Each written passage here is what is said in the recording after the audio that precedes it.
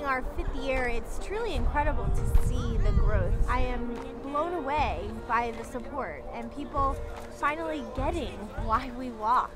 This year, our theme for the walk is Why I Walk, and we want everybody to share their stories with us. I walk because I want everyone to know that it's okay to talk about it, and it's okay to tell somebody, and it's okay to be able to come forward with your story. This is a very long path, and to be starting those first few steps, being able to hold the hand of somebody like Chris, who suffers from Williams syndrome, and he drove all the way down from Bradenton with his dad, to Daliana, our featured survivor here in the Keys, who teaches Safer, Smarter Kids to over 600 children throughout the Keys. It is truly humbling to be in their presence. I'm a survivor myself. I never spoke up as a child, and so I thought it was very important to go ahead and get that message out that it's okay to talk about it. Nobody deserves to be sexually abused. We're trying to turn something negative into a positive. I think it's been very empowering for Chris, and it's helped me a lot too. 95% of sexual abuse is preventable with education and awareness, and every car that passes by us and honks, every person that we pass bracelets to will check out our website and learn that 1 in 3 girls and 1 in 5 boys will become the victim of childhood sexual abuse. The awareness is vital for kids around the country, across the world. No matter where you are, this is something vital for people to know.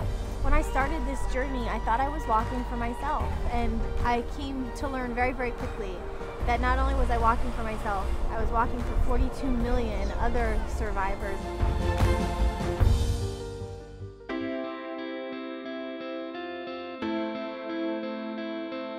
You can only do so much on your own.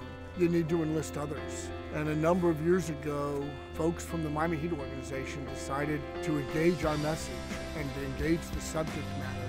You gotta find people who can touch all elements of our society. The Miami Heat can. This is a tough subject for people to talk about, and she is truly an angel, a guiding light. What it does is it motivates you to get involved and to try to help. You want more people to see it so more people can be helped. How you doing? One person speaking out, it just brings awareness and attention. The Heat family are supporting her in every step that she takes. Having all of these people out here with me today walking is truly incredible. The event this morning with the Miami Dolphins just continues to grow and build, and so happy to be able to provide over $5,000 in rape care kits to Christie House and survivors all over the Miami-Dade area. If you're in a crisis moment and you know you're not alone, you can find the strength to deal with it. Joe Philbin and I have been involved in other crises, losing a child, and to know that you're not alone, it gives you someone else to put your weight on their shoulders, and they get strength from you when you don't even know you're giving it. We need to look at how people behave to decide if someone is safe or unsafe. We're at the elementary school that I went to. Coming back here where we are able to communicate not only at this elementary school, but 16,000 classrooms across the state of Florida, teaching Safer, Smarter Kids, making sure that we are arming our children, our teachers, our counselors with the information, the education, and the awareness they need to be safe. The Safer, Smarter Kids program is a curriculum that is basically designed for the younger students in order to teach them about what is safe and what is not safe, and that if that is occurring, what they can do. It's okay for them to tell, it's okay for them to seek out a trusted adult. And those special trusted adults are called grown-up buddies. You do it with me?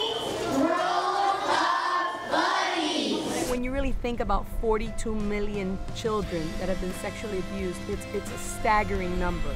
But what's even more scary, I would say, is of the 42 million, how many that haven't said anything. So what she's doing is so important, giving these children a voice, giving these children an opportunity to be able to avoid a situation like this, or if they are unfortunate enough to be in that situation, be able to extricate themselves.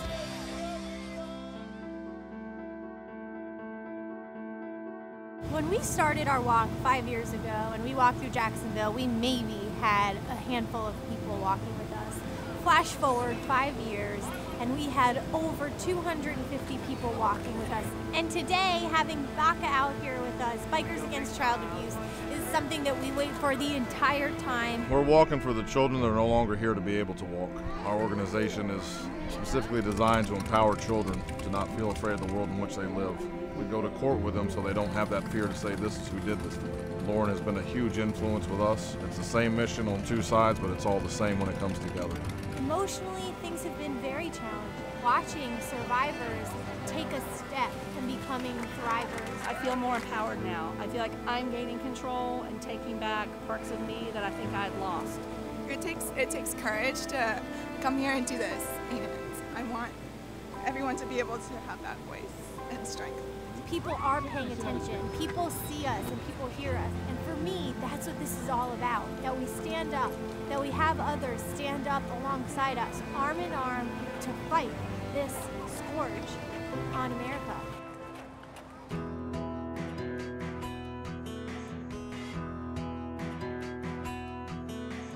I advocate on behalf of what the foundation and what Lawrence Kids has become. I advocate for changes in laws. I advocate for funding, knowing full well that I can't really fix what happened to Lauren and to our family. My daughter is my hero. She overcame much of what many of you have overcome to work, to help pass laws, to make sure that sexual assault treatment centers are well funded, to make sure that we have a safer Florida. When you look at the sea of blue shirts, whether you're in Key West or you're in Miami, it means that we've raised awareness, we've put a face on it. Lauren's become a voice of those that continue to live in darkness, and she tries to open a light for them. When you think of the totality of what we've started here, it's something that has become so beautiful from something so horrific. And every single young man, woman, and child who are with us are lending their voice to something so beautiful, so strong, and so profound to make it different for so many other children.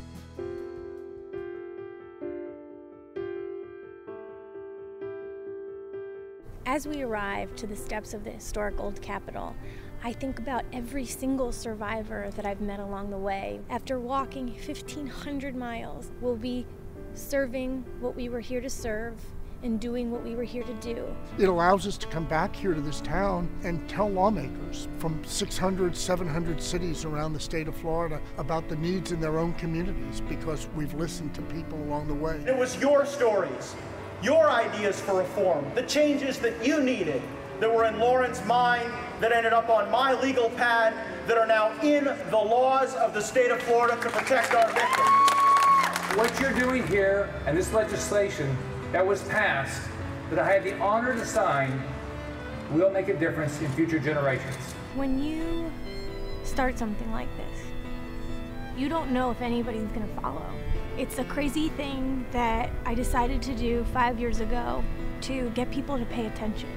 So I didn't feel like I was alone. And 5 years later, thinking of the thousands of people who have walked with us, who have stood side by side alongside us, it's an out-of-body experience for me, because all I wanted to do was make it better and not feel so bad. And I meet all these people and they just don't want to feel bad. And so I think that we're not feeling bad together and bringing a lot of good.